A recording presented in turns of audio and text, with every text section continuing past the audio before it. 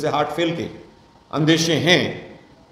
इतनी बड़ी घटना हो गई, लेकिन पिछले 2 वर्षों से लगातार इस तरह की घटनाएं हो रही थी कि कोई नाच रहा है वो अचानक गिरा, कोई गा रहा है वो अचानक गिरा, कोई बारात में जा रहा है वो अचानक गिरा। दूसरा विषय जो मैं लेना चाहता हूं, आप लोगों ने भी अखबारों के माध्यम से पढ़ा होगा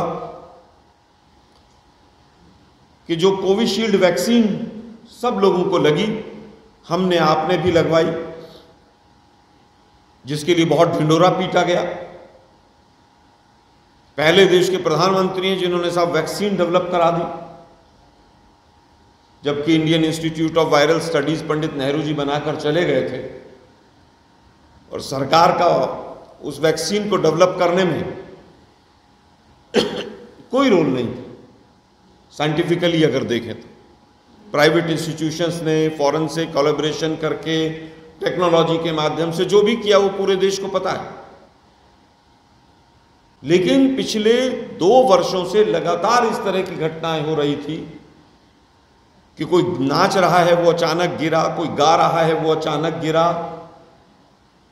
कोई बारात में जा रहा है वो अचानक गिरा, कोई ऑफिस में बैठा है वो अचानक कुर्सी से गिर गया, क्लॉट बना और उस व्यक्ति का वहीं पर तुरंत हार्ट फेल होकर देहांत हो गया। कांग्रेस पार्टी ने इस चीज को संसद से लेकर सड़क तक हर जगह उठाया था। अब ट्रांसजेनिका ने जो एक अदालत में विदेश में कहा है कि हाँ, हमारी जो वैक्सीन में कुछ इस तरह की चीज़ें हैं जिसकी वजह से टीटीएस यानी कि कोई भी क्लॉट बनता है और उसकी वजह से हार्ट फेल के अंदेशे हैं।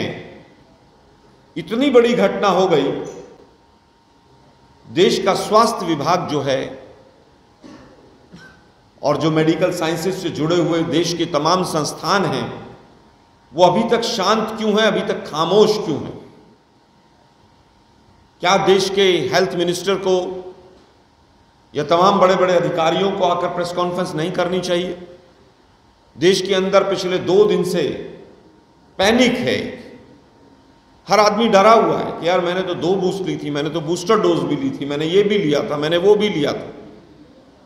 क्या देश के स्वास्थ्य मंत्री को आकर ये क्लैरिफाई नहीं करना चाहिए कि क्या वो वहां पर न्यायालय के अंदर कहा गया है उस कंपनी के द्वारा वास्तव में कितनी सच्चाई है, कितनी नहीं है,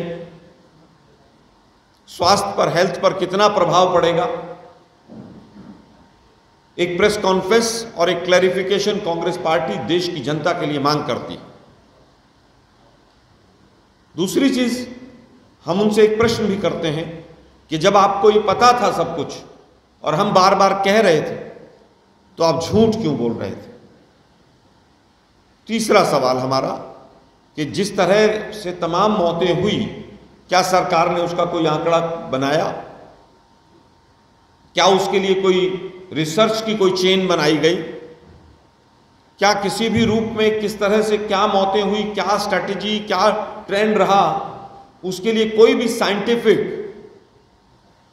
जिस तरह से जेनेटिक टेक्नोलॉजी है, जीनोम टेक्नोलॉजी है, जो भी हो, क्या उस तरह का किसी भी प्रकार से उपयोग करके और आगे के लिए इस तरह की घटना ना हो किसी भी व्यक्ति के साथ, क्या उसके लिए हेल्थ मिनिस्ट्री ने कोई काम किया है?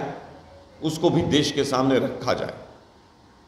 और ये दुर्भाग्यपूर्ण है कि लगभग 3 दिन होने के बाद भी अभी तक देश की तरफ इस सरकार का कोई ध्यान नहीं है। वो केवल झूठ बोलने, हिंदू मुसलमान करने, वोटों को बटोरने, इसके आगे उनकी कोई जिम्मेदारी नहीं है, ऐसा प्रतीत होता है।